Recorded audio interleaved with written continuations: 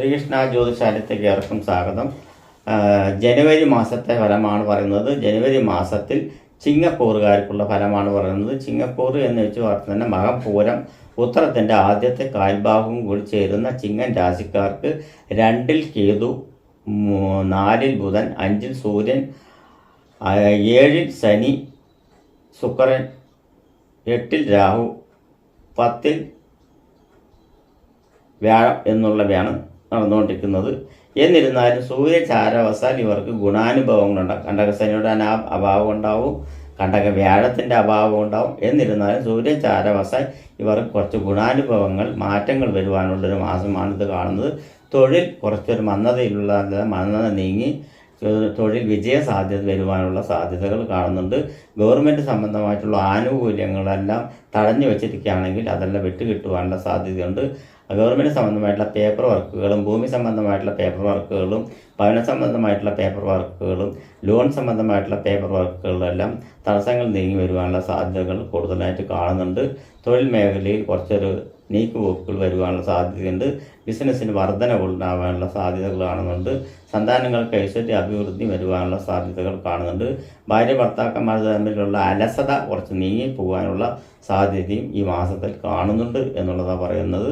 അതുപോലെ പല മേഖലകളിൽ പ്രവർത്തിക്കുന്നവർക്കും രാഷ്ട്രീയത്തിൽ പ്രവർത്തിക്കുന്നവർക്കെല്ലാം കുറച്ചൊരു മാറ്റങ്ങൾ വരുവാനുള്ള സാധ്യത, അതായത് ഉചിതകരമായിട്ടുള്ള മാറ്റങ്ങൾ വരുവാനുള്ള സാധ്യതകൾക്ക് കാണുന്നുണ്ട്. മങ്ങിപ്പോയ ഇമേജ് എല്ലാം ഈ മാസത്തിൽ തിരിച്ചു വരുവാനുള്ള സാധ്യതയുണ്ട്.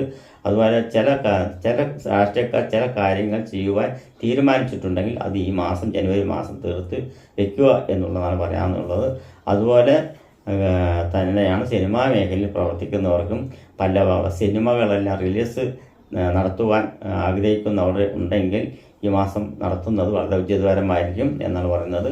അങ്ങനെ ചെയ്തു കഴിഞ്ഞു പറഞ്ഞാൽ വളരെ പ്രൊഡ്യൂസർമാർക്ക് ലാഭം കിട്ടുവാനും അതിൽ അഭിനയിക്കുന്നവർക്കും കഥാപാത്രങ്ങൾക്കും എല്ലാം കൂടുതൽ ഒരു ഉയർച്ച വരുവാനും കുറച്ചൊരു അഭിമാനം വരുവാനുള്ള സാധ്യതകൾ കൂടുതലായി കാണുന്നുണ്ട്.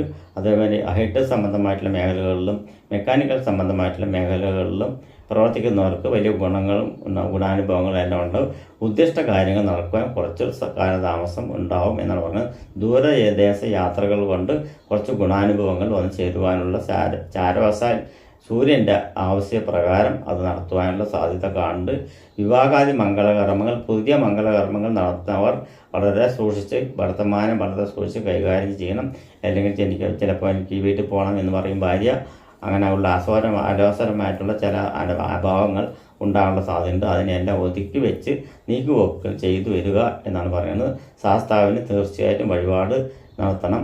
മാസത്തിൽ ഒരു പ്രാവശ്യം എള്ളു പായസവും, മാസത്തിൽ ആഴ്ചയിലും നീരാഞ്ജനം നടത്തിയിട്ട് എള്ളിന് വേണ്ടി മാത്രം പോരാ, നീരാഞ്ജനം വഴിപാട് തന്നെ നടത്തണം എന്നുള്ളത് പറയുന്നത്.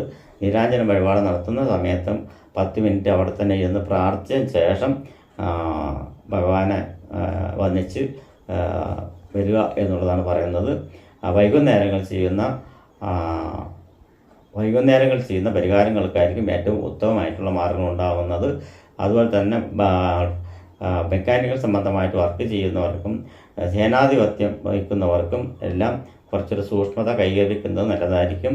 അതുപോലെ തന്നെ സേനാധിപത്യം ഭരിക്കുന്നവർക്കും ജവാന്മാർക്കും പട്ടാളക്കാർക്കും എല്ലാം ഒരു സൂക്ഷ്മത, ആത്മധൈര്യം കൈവിടാതെ സൂക്ഷ്മത കൈവരിക്കുക. എല്ലാറ്റിലും ഒരു സൂക്ഷ്മത കൈവരിക്കാനുള്ളത് വേണം. അലോപ്പതി സംബന്ധമായിട്ടും ആയുർവേദ സംബന്ധമായിട്ടും ഹോമിയോ സംബന്ധമായിട്ടും പ്രവർത്തിക്കുന്നവർക്കെല്ലാം കുറേ കുറിച്ച് ശ്രദ്ധിച്ചും ബുദ്ധി ഉപയോഗിച്ചും വളരെ ക്ഷമയോടുകൂടി പ്രവർത്തിച്ചു കഴിഞ്ഞാൽ വളരെ ഗുണകരമായിരിക്കും ഈ മാസം എന്നാണ് പറയുന്നത്. സൂര്യൻ ചാരവശാൽ നിൽക്കുന്ന കാരണം കൊണ്ട് അതല്ല അനുകൂലപരമായിട്ട് തന്നെ വരും എന്നുള്ളതാണ് ചിങ്ങൻ രാശിക്കാർക്ക് കൂടുതലായിട്ടും പറയുവാനുള്ള സാധ്യതകൾ കാണുന്നുണ്ട്. പരിഹാരമായിട്ട് ഗണപതി ഹോമം നടത്തുക. അതുപോലെ തന്നെ മകനക്ഷത്രക്കാർക്ക്, പൂരനക്ഷത്രക്കാർക്കാണെങ്കിൽ ഭഗവതി ക്ഷേത്രത്തിൽ കാലത്ത് തന്നെ ലളിത സഹസ്രനാമ അർച്ചന നടത്തുക, ഭാഗ്യസൂക്തം നടത്തുക എന്നിവയൊക്കെയാണ് പറയുന്നത്. ഉത്തര നക്ഷത്രക്കാർക്കാണെങ്കിൽ ഭഗവാൻ, അതായത് മഹാദേവന് വിളക്ക്, കൂവളമാല ചാർത്തുക. അതായത് ആദ്യം വന്നിട്ട് ധാര നടത്തുക, അല്ലെങ്കിൽ പാൽധാര നടത്തുക, ഇളനീർ ധാര നടത്തുക, അഭിഷേകം നടത്തുക എന്നിവയെല്ലാം ചെയ്തതിന് ശേഷം എന്നിട്ട് കൂവളമാല ചാർത്തുക. നിവേദ്യം, പായസം നിവേദ്യം നൽകുക എന്നൊക്കെയാണ് പറയുന്നത്. ഇതെല്ലാം ചെയ്തു എന്ന് കഴിഞ്ഞാൽ ഗുണാനുഭവങ്ങൾ കൂടുതൽ വരുവാനുള്ള സാധ്യതകൾ, കുറച്ചുകൂടി ഗുണകരമായിട്ട് വരുവാനുള്ള സാധ്യതകൾ ഇവർക്കുണ്ട് എന്നാണ് പറഞ്ഞത്. നമസ്കാരം.